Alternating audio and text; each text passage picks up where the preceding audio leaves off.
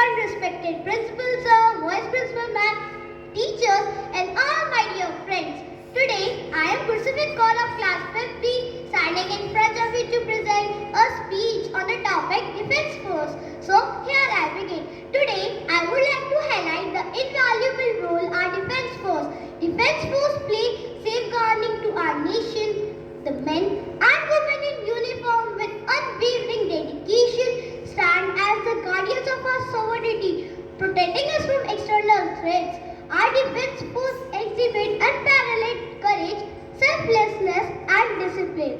They endure training and face challenges that not only demand physical strength but also the mental strength. Their commitment to duty is inspiration for us all. In time of crisis, be it natural disaster conflicts, it is the Defence Force that rush to the forefront, offering assistance and ensuring the safety of our citizens.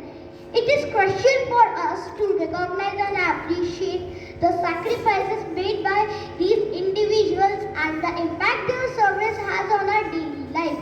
In conclusion, let us express our gratitude to the Defence Force for their unwavering commitment to safeguarding our nation. Their sacrifices, dedication that defines our